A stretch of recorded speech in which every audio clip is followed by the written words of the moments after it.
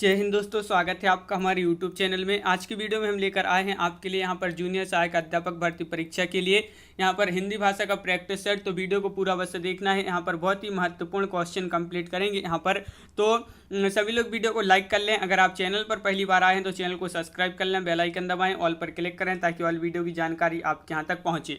ज़्यादा से ज़्यादा वीडियो को शेयर करें। और आज का अपने यहाँ पर फर्स्ट क्वेश्चन है, इस्तवार द ला लिटरेचर हिंदुस्तानी नामक इतिहास ग्रंथ के लेखक कौन है। महत्वपूर्ण क्वेश्चन है। अपने यहाँ पर 100 क्वेश्चन कवर करेंगे इस वीडियो में। तो यहाँ पर आपका जो सही आंसर है, ये इतिहास ग्रंथ के लेखक पूछा है तो यहाँ पर गारसा दत्त तासी राइट आंसर है। आंसर अगर आपसे बनता है तो आप कमेंट में जरूर बताएं। क्वेश्चन नंबर 2 पूछा है, आचार्य रामचंद्र शुक्ल का हिंदी साहित्य का इतिहास किस पुस्तक की भूमिका के रूप में लिखा गया है। तो क्वेश्चन नंबर 2 है, महत्वपूर्ण है। और 2 का जो सही आंसर है वह है आपका विकल्प नंबर यहाँ पर 2 का राइट आंसर है हिंदी शब्द सागर, यानी कि विकल्प नंबर सी आपका यहाँ पर सही आंसर होगा। क्वेश्चन नंबर 3 पूछा है, इतिहास लेखन एवं विश्लेषण के प्रति पारंपरिक भारतीय दृष्टिकोण कैसा रहा है। वस्तुपरक या विश्लेषणात्मक, आदर्शमूलक, आध्यात्मिक या तर्कमूलक।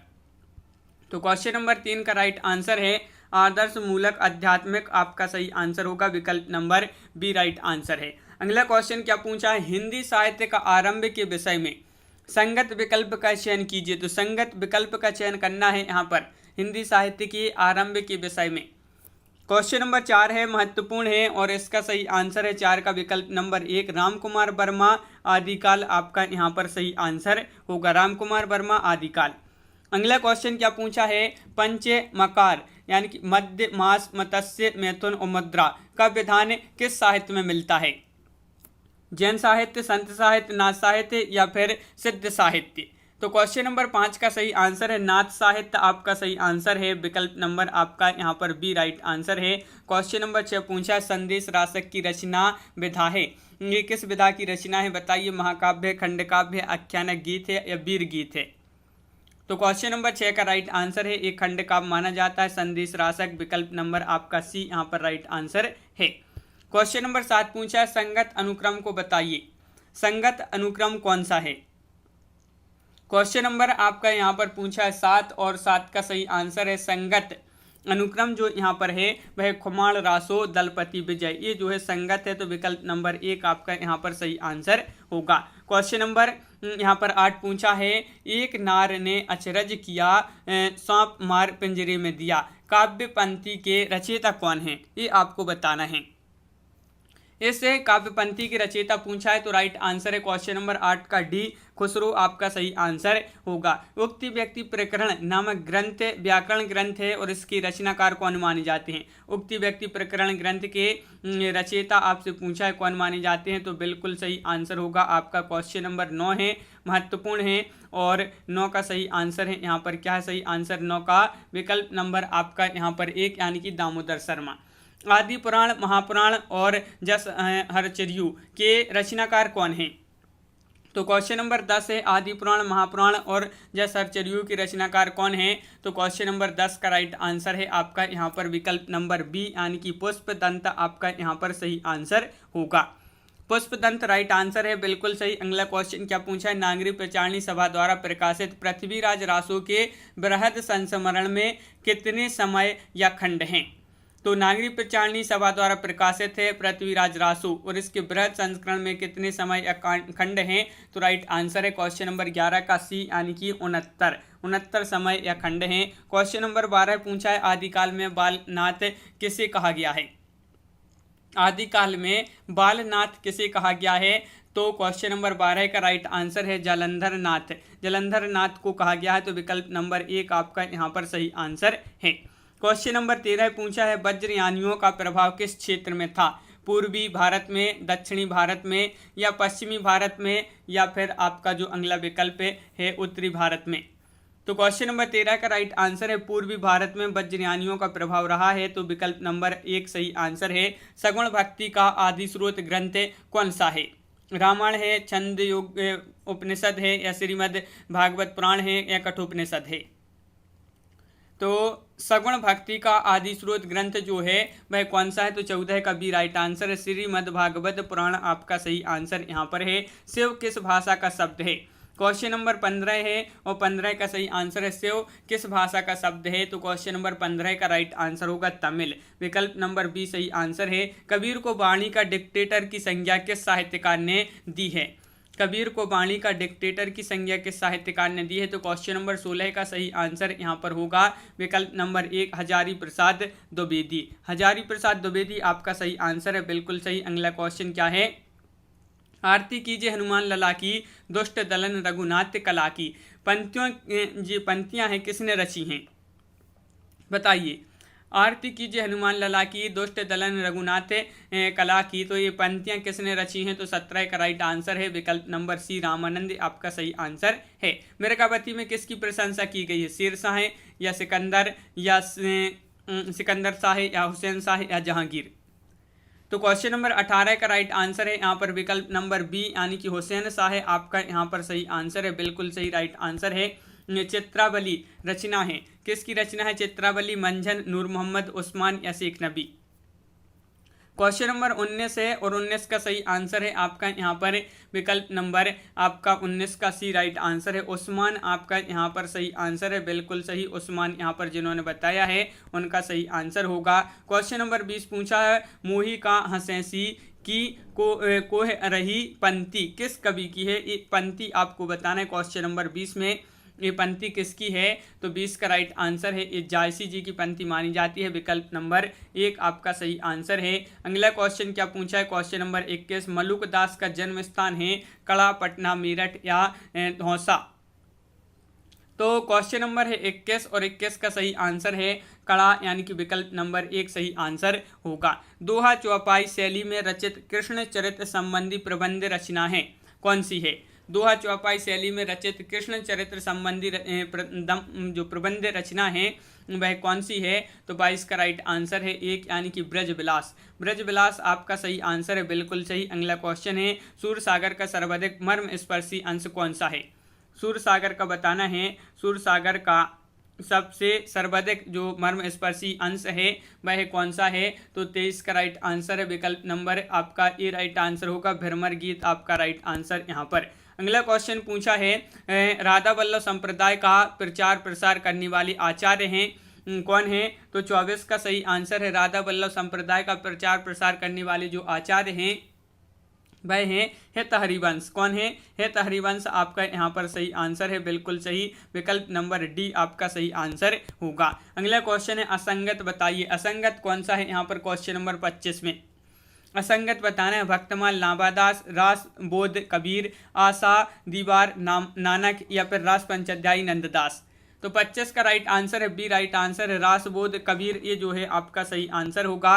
अगला क्वेश्चन क्या पूछा है, रीतिकाल को कलाकाल किसने कहा है, क्वेश्चन नंबर 26 है और 26 का सही आंसर है, रीतिकाल को कलाकाल किसने कहा है, तो राइट आंसर है 26 का विकल्प नंबर सी यानी कि रमाशंकर शुक्ल रसाल जी ने।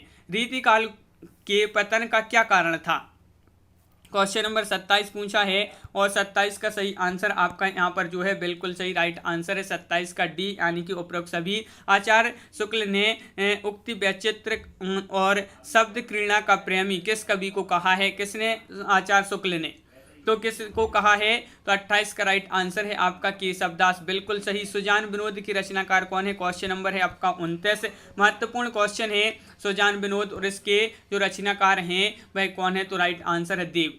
क्वेश्चन नंबर 30 पूछा है, रीतिकाल का अंतिम आचार्य कवि कौन है, तो क्वेश्चन नंबर 30 का राइट आंसर बताना है, रीतिकाल का अंतिम आचार्य कवि कौन सा है, तो 30 का राइट आंसर है विकल्प नंबर 1 यानी कि भिखारीदास। यहाँ पर पूछा है, यद्यपि सुजाति सुलक्षणी सुबरन सरस सुब्रत किसकी पंक्ति है, देव केशव मतिराम या भूषण, तो 31 का राइट आंसर है यहाँ पर केशव आपका राइट आंसर होगा, बिल्कुल सही। केशव जिन्होंने बताया है उनका राइट आंसर है। प्रेम की पीर का कवि किसे कहा जाता है, ये क्वेश्चन तो सभी को पता होगा, महत्वपूर्ण क्वेश्चन है। प्रेम की पीर का जो कवि कहा जाता है वह कहा जाता है किसको, तो 32 का राइट आंसर है घनानंद। घनानंद आपका यहाँ पर सही आंसर है, बिल्कुल सही। अगला क्वेश्चन है किस कवि को रीतिबद्ध एवं रीति मुक्त दोनों की श्रेणी में रखा जाता है? कौन सा वह कवि है? तो 33 का आंसर बताना है और 33 का सही आंसर आपका यहाँ पर जो होगा वह आपका राइट आंसर 33 का ए राइट आंसर है द्विजदेव। द्विजदेव आपका यहाँ पर सही आंसर है, बिल्कुल सही। द्विजदेव जिन्होंने बताया है उनका राइट आंसर है। अगला क्वेश्चन यहाँ पर देख लेते हैं, कौन सा कवि भारतेंदु मंडल का नहीं है? ये क्वेश्चन भी पूछा जाता है। ये आपके कवि दिए गए हैं यहाँ पर और आपको बताना है भी कि वह कौन सा कवि है जो भारतेंदु मंडल का कवि नहीं है। तो 34 का राइट आंसर है प्रताप सिंह। प्रताप सिंह राइट आंसर है। मैथिली शरण गुप्त के गुरु कौन थे? क्वेश्चन नंबर 35 है और 35 का सही आंसर है मैथिली शरण गुप्त के गुरु कौन थे? तो राइट आंसर है 35 का विकल्प नंबर 1 यानी कि महावीर प्रसाद द्विवेदी। महावीर प्रसाद द्विवेदी आपका यहाँ पर सही आंसर है। यहाँ पर क्वेश्चन नंबर 36 पूछा, अति खल की संगति करने से जग में मान नहीं रहता। पंक्ति किसकी है? मैथिली शरण गुप्त या रामचरित उपाध्याय, नाथूराम शर्मा या रामनरेश त्रिपाठी? तो क्वेश्चन नंबर 36 है और 36 का सही आंसर है रामचरित उपाध्याय। रामचरित उपाध्याय आपका सही आंसर है, बिल्कुल सही। अगला क्वेश्चन क्या है? तो देखिए यहाँ पर क्वेश्चन नंबर 37 पूछा है, ले चल वहाँ मुझे बुलावा देकर मेरे नाविक धीरे धीरे। पंक्ति के आधार पर किस कवि को पलायनवादी घोषित किया गया था? तो किस कवि को पलायनवादी घोषित किया गया था इस पंक्ति के आधार पर? तो 37 का सही आंसर है आपका यहाँ पर विकल्प नंबर आपका यहाँ पर 37 का राइट आंसर है। विकल्प नंबर कौन सा है? सही आंसर ए यानी कि प्रसाद। अगला क्वेश्चन क्या पूछा है, छायावाद को प्रच्छन्न मोती की सी तरलता किसने कहा है? क्वेश्चन नंबर 38 में छायावाद को प्रच्छन्न मोती की सी तरलता किसने कहा है? तो क्वेश्चन नंबर 38 का राइट आंसर है आपका विकल्प नंबर सी यानी कि प्रसाद आपका यहाँ पर सही आंसर है, बिल्कुल सही। क्वेश्चन नंबर आपका यहाँ पर 39 पूछा है, मिलन का मत नाम लो मैं विरह में चिर हूँ। पंक्ति के रचनाकार कौन है? क्वेश्चन नंबर 39 और 39 का सही आंसर है आपका ये पंक्ति के रचनाकार महादेवी वर्मा है। तो विकल्प नंबर बी राइट आंसर है। मैं उस जनपद का कवि हूँ कृति के रचनाकार कौन है? क्वेश्चन नंबर 40 है, महत्वपूर्ण है और आपका सही आंसर है मैं उस जनपद का कवि हूँ। एक कृति के जो रचनाकार माने जाते हैं वह त्रिलोचन माने जाते हैं। त्रिलोचन आपका सही आंसर है। क्वेश्चन नंबर है 41 और 41 पूछा है, असंगत विकल्प का चयन कीजिए। असंगत विकल्प यहाँ पर कौन सा है? बताइए कौन सा है असंगत विकल्प? तो क्वेश्चन नंबर 41 का राइट आंसर होगा पाषाणी से मंगल से सुमन, ये असंगत है। तो विकल्प नंबर ए आपका सही आंसर होगा। यहाँ पर पूछा है इंद्रिय बोध का कवि कौन है? शमशेर बहादुर है, गिरजा कुमार माथुर है, प्रभाकर माचवे है, अज्ञे हैं। तो क्वेश्चन नंबर 42 का सही आंसर है कि इंद्रिय बोध का कवि जो है वह है कौन? गिरजा कुमार माथुर। गिरजा कुमार माथुर राइट आंसर है। ठंडा लोहा की रचयिता कौन है? तो ये भी महत्वपूर्ण क्वेश्चन है, कई बार एग्जाम में पूछा जा चुका है बहुत सारे एग्जामों में। ठंडा लोहा के जो रचयिता माने जाते हैं वह माने जाते हैं धर्मवीर भारती, यानी कि विकल्प नंबर बी आपका यहाँ पर सही आंसर होगा। क्वेश्चन नंबर आपका यहाँ पर 44 पूछा है, नाटक जारी है किस विधा की रचना है? उपन्यास, कविता, नाटक, निबंध। तो क्वेश्चन नंबर 44 का सही आंसर है विकल्प नंबर बी, एक कविता है। तो विकल्प नंबर बी आपका बिल्कुल सही राइट आंसर बताया है। और लड़क बग्घा हंस रहा है के कवि हैं? लीलाधर जगुड़ी हैं, श्रीकांत वर्मा है या चंद्रकांत देवताले हैं या असद जैदी हैं? तो 45 का सही आंसर है बी यानी कि चंद्रकांत देवताले आपका सही आंसर। अगला क्वेश्चन है, मैं एक फेरी वाला काव्य संकलन किसका है? मैं एक फेरी वाला काव्य संकलन किसका है? तो क्वेश्चन नंबर 46 है, महत्वपूर्ण है और 46 का सही आंसर है राही मासूम रजा। राही मासूम रजा सही आंसर है, बिल्कुल सही। लल्लू लाल की सर्व प्रसिद्ध पुस्तक कौन सी है? चंद्रावती है, प्रेम सागर है, उदयभान चरित्र है या मसादी रिभाषा? बताइए। तो लल्लू लाल की सर्व प्रसिद्ध पुस्तक जो है वह कौन सी है? तो प्रेम सागर आपका सही आंसर है, बिल्कुल सही। अगला क्वेश्चन क्या है? भारतीय शिक्षा का मेग्ना कार्टा कहा जाता है, किसको कहा जाता है ये आपके लिए बताना। भारतीय शिक्षा का मेग्ना कार्टा कहा जाता है। तो 48 का राइट आंसर है वुड घोषणा पत्र को। वुड घोषणा पत्र 1854, विकल्प नंबर बी सही आंसर है। भारतेंदु का कौन सा नाटक मौलिक है? देखिए यहाँ पर मौलिक नाटक पूछा है, यहाँ पर बताइए कौन सा है मौलिक नाटक। क्वेश्चन नंबर 49 है, महत्वपूर्ण है और 49 का सही आंसर है उपरोक्त सभी, यानी कि वैदे की हिंसा हिंसा न भवति, भारत दुर्दशा और विशस्व विषमौसदम, ये महत्वपूर्ण नाटक माने जाते हैं और ये मौलिक नाटक हैं किसके? भारतेंदु जी के। अगला क्वेश्चन है सिंदूर की होली नाटक किसने लिखा है? तो क्वेश्चन नंबर आपका यहाँ पर 50 है और 50 का सही आंसर है, क्या है राइट आंसर? सिंदूर की होली इन नाटक किसने लिखा है? तो लक्ष्मी नारायण मिश्र आपका सही आंसर है। सर्वेश्वर दयाल सक्सेना के नाटक हैं बकरी, गरीबी हटाओ, या कल भात आएगा, या उपरोक्त सभी। तो यहाँ पर सही आंसर उपरोक्त सभी जो है सर्वेश्वर दयाल सक्सेना जी के नाटक माने जाते हैं। रामकुमार वर्मा का प्रथम एकांकी संग्रह कौन सा है? क्वेश्चन नंबर 52 का सही आंसर बताना है। तो रामकुमार वर्मा का प्रथम एकांकी संग्रह पूछा है, तो 52 में आपका सही आंसर है पृथ्वीराज की आंखें। पृथ्वीराज की आंखें आपका यहाँ पर सही आंसर है, बिल्कुल सही। ताजमहल के आंसू एकांकी किसका है? क्वेश्चन नंबर 53 है, महत्वपूर्ण है, और इसका जो सही आंसर है 53 का वह आपका सही आंसर 53 का विकल्प नंबर 1 लक्ष्मी नारायण लाल आपका यहाँ पर सही आंसर है।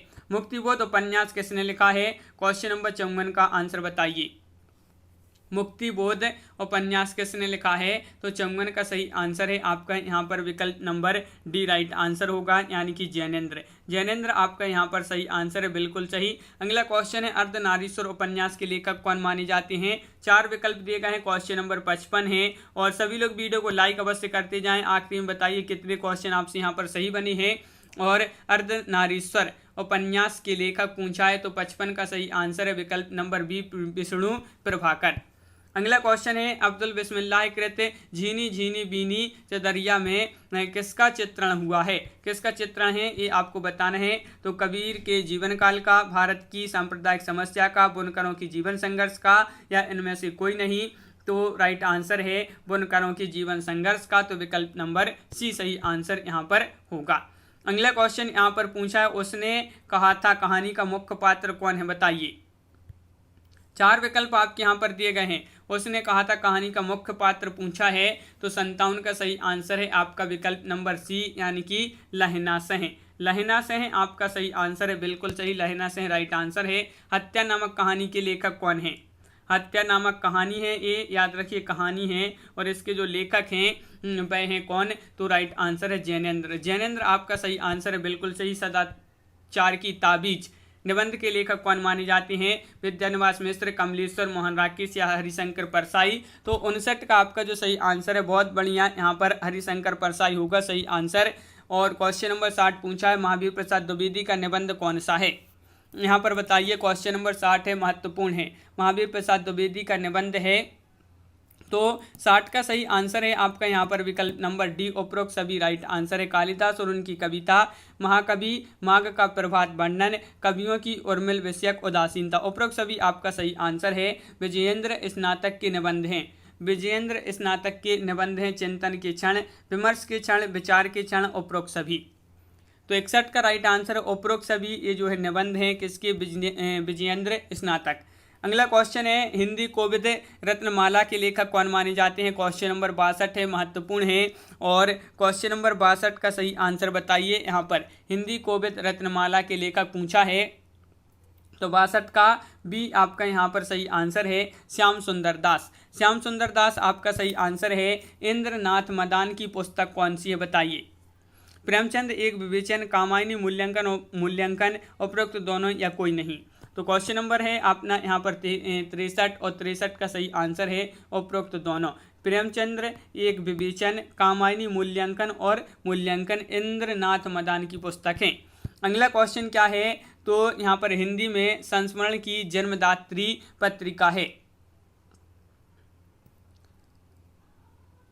तो यहाँ पर क्वेश्चन नंबर आपका 64 है, और 64 का सही आंसर है आपका यहाँ पर वे सरस्वती। हिंदी में संस्मरण की जन्मदात्री पत्रिका है, तो आपका सही आंसर है यहाँ पर 64 का विकल्प नंबर 1, यानी कि सरस्वती। चीड़ों पर चांदनी के लेखक कौन है? निर्मल वर्मा है, रामदरस मिश्र जी हैं, कृष्णा सोबती, या हंसराज रहबर। तो क्वेश्चन नंबर 65 का सही आंसर बताना है। तो 65 का सही आंसर है विकल्प नंबर 1, यानी कि निर्मल वर्मा आपका यहाँ पर सही आंसर है। अगला क्वेश्चन पूछा है एक साहित्यिक की डायरी किसकी रचना है? तो क्वेश्चन नंबर 66 का सही आंसर बताना है एक साहित्यिक की डायरी। और इसके जो लेखक हैं वह मुक्तिबोध हैं। कौन है? मुक्तिबोध। ओम प्रकाश वाल्मीकि की प्रथम कहानी यहाँ पर बता दीजिए। जूठन है, घुसपैठिए, अंधेरे अंधेरे बस्ती या आवाजें। तो 67 का सही आंसर है अंधेरे बस्ती, आपका यहाँ पर सही आंसर है, विकल्प नंबर सी सही आंसर होगा। यहाँ पर पूछा मतवाला साप्ताहिक पत्रिका का प्रकाशन भूमि क्या है? इसकी प्रकाशन भूमि बता दीजिए। मतवाला साप्ताहिक पत्रिका थी और इसकी प्रकाशन भूमि कलकत्ता, बनारस, गोरखपुर या जयपुर। तो 68 का राइट आंसर है कलकत्ता, यानी कि विकल्प नंबर ए राइट आंसर है। धूमिल को किस काव्य कृति पर साहित्य अकादमी पुरस्कार मिला था? महत्वपूर्ण क्वेश्चन है, कई बार ये एग्जाम में पूछा गया क्वेश्चन है आपका कि जो धूमिल थे, सुदामा पांडे धूमिल, इनको किस काव्य कृति पर साहित्य अकादमी पुरस्कार मिला था? तो यहाँ पर 69 का सही आंसर है कल सुनना मुझे। कल सुनना मुझे राइट आंसर है। मगही किस उपभाषा की बोली है? राजस्थानी हिंदी, पूर्वी हिंदी, पश्चिमी हिंदी या बिहारी? तो 70 का सही आंसर आपका यहाँ पर जो होगा 70 का बिहारी हिंदी राइट आंसर है। क्वेश्चन नंबर 71 है कि हिंदी का एक रूप क्या है? कोंकणी या रेखता, हिंदुस्तानी या उर्दू? हिंदी का एक रूप क्या है? क्या नहीं है पूछा, सॉरी यहाँ पर नहीं है, तो रूप कौन सा नहीं है? तो 71 का सही आंसर है कोंकणी, आपका यहाँ पर राइट आंसर है। विसर्ग का प्रयोग किन शब्दों में होता है? तो क्वेश्चन नंबर 72 है और 72 का सही आंसर है कि विसर्ग का प्रयोग किन शब्दों में होता है? राइट आंसर है तत्सम। अगला क्वेश्चन है लीची किस भाषा का शब्द है? चीनी, अरबी, पुर्तगाली या हिंदी? तो 73 का राइट आंसर है लीची जो है ये चीनी भाषा का शब्द है, तो विकल्प नंबर 1 सही आंसर। निम्न में तद्भव शब्द बताइए। तद्भव कौन सा होगा? वीर, करुणा, भाग्य या घड़ा? तो यहाँ पर क्वेश्चन नंबर 74 का सही आंसर है आपका घड़ा राइट आंसर है। 80 का पर्यायवाची है, 80 का पर्यायवाची बताना है तो वीर, कोदंडे, घट या तलवार? तो 80 का पर्यायवाची जो यहाँ पर होगा वह है आपका विकल्प नंबर डी, यानी कि तलवार। एहिक का समानार्थी शब्द कौन सा है? एहिक। और इसका समानार्थी जो होगा वह है आपका विकल्प नंबर 1, यानी कि एहलोकथ्य। एहलोकथ्य आपका सही आंसर होगा, बिल्कुल सही। अपादान का समानार्थी शब्द बताइए। अपादान का समानार्थी होगा आराधना, तकिया, सहारा या सुलभ?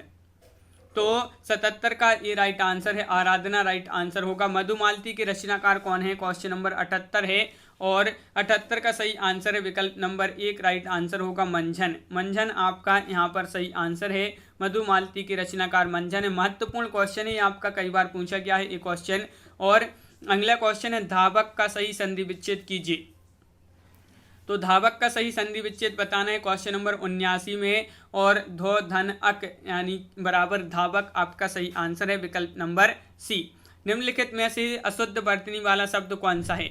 यहाँ पर अशुद्ध वर्तनी बताइए। किस शब्द में अशुद्ध वर्तनी है? क्वेश्चन नंबर 80 है, महत्वपूर्ण है। उज्ज्वल, ये आपका गलत है। उज्ज्वल इस प्रकार नहीं लिखते हैं, उज्ज्वल इस प्रकार लिखा जाता है, तो ये आपका यहाँ पर गलत दिया है, बिल्कुल सही। अगला क्वेश्चन है निम्नलिखित में से कौन सा वाक्य सही है? कौन सा वाक्य सही है? श्री राम 14 वर्ष के बाद वन से वापस लौटे, या श्री राम 14 वर्ष के बाद वनवास से वापस लौटे, श्री राम 14 वर्ष बाद वन से वापस लौटे, श्री राम 14 वर्ष के बाद वन से लौटे। तो यहाँ पर 81 का सही आंसर जो होगा, यहाँ पर 81 का राइट आंसर क्या है? विकल्प नंबर डी, श्री राम 14 वर्ष के बाद वन से लौटे, ये आपका राइट आंसर है। 81 का आपका सही आंसर होगा डी। अगला क्वेश्चन है झंडा ऊंचा रहे हमारा, विजय विश्व तिरंगा प्यारा के रचयिता कौन है? तो क्वेश्चन नंबर 82 है, महत्वपूर्ण है, और 82 का सही आंसर है आपका यहाँ पर श्याम लाल गुप्त पार्षद, आपका राइट आंसर श्याम लाल गुप्ता पार्षद, इनका जो है इसके रचयिता माने जाते हैं। झंडा ऊंचा रहे हमारा, विजय विश्व तिरंगा प्यारा। अगला क्वेश्चन है इसमें व्यक्तिवाचक संज्ञा कौन सी है? पर्वत, सोना, गंगा, मनुष्य?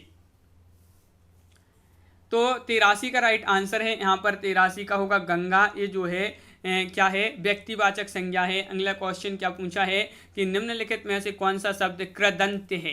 कृदंत बताना है। क्वेश्चन नंबर 84 का सही आंसर क्या है? तो 84 का सही आंसर कृदंत जो है मिलावट, मिलावट आपका राइट आंसर है। हवन में जलाने वाली लकड़ी के लिए शुद्ध शब्द कौन सा है? हवन में जलाने वाली लकड़ी के लिए शुद्ध शब्द कौन सा है? क्वेश्चन नंबर 85 राइट आंसर है विकल्प नंबर आपका डी यानी कि समिधा। समिधा आपका राइट आंसर है। यहाँ पर आपसे पूछा, यहाँ पर लिखा गया है कि जो 86 से 90 तक के जो क्वेश्चन है एक गद्यांश को आप पढ़ेंगे, इसी से संबंधित आपके ये जो है क्वेश्चन पूछे गए। इस गद्यांश को छोड़ देते हैं, बहुत सारा टाइम यहाँ पर लग जाएगा, तो इन क्वेश्चन को 90 तक के क्वेश्चन छोड़ देते हैं और जो 91 से यहाँ पर स्टार्ट है भाई देखते हैं। देखिए, उच्च माध्यमिक स्तर का पाठ्य पुस्तकों को न केवल विषय वस्तुओं के लिए स्थान उपलब्ध करवाना चाहिए बल्कि और किसके लिए बल देना चाहिए, ये आपको यहाँ पर बताना है। तो क्वेश्चन नंबर 91 का राइट आंसर है विकल्प नंबर सी यानी कि विविध भाषाओं के लिए भी स्थान उपलब्ध करवाना चाहिए, ये आपका सही आंसर है विकल्प नंबर सी। व्याकरण शिक्षण के संदर्भ में आपका बल किस बिंदु पर होगा? बताइए। 92 का सही आंसर बताना है। तो व्याकरण शिक्षण के संदर्भ में आपका बल किस बिंदु पर होगा? तो 92 का सही आंसर है आपका विकल्प नंबर यहाँ पर क्या राइट आंसर? 92 का ये सही आंसर है। 92 का ये राइट आंसर है यानी कि व्यवहार के व्याकरण के व्यवहारिक पक्ष पर ये जो है आपका सही आंसर यहाँ पर है। और यहाँ पर पूछा है, यहाँ पर क्या है? तो उच्च क्वेश्चन नंबर 91 में कि 91 का आपका बिल्कुल सही राइट आंसर था विकल्प नंबर सी, बिल्कुल यहाँ पर राइट आंसर विविध भाषाओं के लिए भी स्थान उपलब्ध करवाना। अगला क्वेश्चन यहाँ पर क्या पूछा है? 93 तो देख लेते हैं। व्याकरण की समझ को संदर्भ परक प्रश्नों के माध्यम से आंकना आंशिक रूप से उचित है, पूर्णतः असंभव है, पूर्णतः उचित है, बिल्कुल अनुचित है। ये आपको बताना है कि व्याकरण की समझ को संदर्भ परक प्रश्नों के माध्यम से आंकना कैसा है। तो 93 का राइट आंसर है ये पूर्णतः उचित है। अगला क्वेश्चन क्या पूछा है? उच्च माध्यमिक स्तर पर बच्चों की मौखिक अभिव्यक्ति का सतत आकलन करने के लिए सर्वाधिक उचित तरीका कौन सा है? प्रश्न पूछना, परिचर्चा, प्रतिक्रिया व्यक्त करना, उपरोक्त सभी। तो उपरोक्त सभी आपका यहाँ पर सही आंसर होगा, बिल्कुल सही। क्वेश्चन नंबर 95 पूछा है यहाँ पर कि उच्च माध्यमिक स्तर पर हिंदी भाषा की समावेशी कक्षा का स्वरूप निर्धारित करने में सर्वाधिक महत्वपूर्ण है। तो सर्वाधिक महत्वपूर्ण क्या है? क्वेश्चन नंबर 95 में बताना है। तो 95 का सही आंसर होगा शिक्षण प्रक्रिया, ये जो है सबसे अधिक महत्वपूर्ण है। प्रजा हितैषी 1855 ईस्वी में प्रकाशित पत्रिका के संपादक कौन है? प्रजा हितैषी राजा लक्ष्मण सेन, श्याम सुंदर सेन, राजा राममोहन राय, बालकृष्ण भट्टे।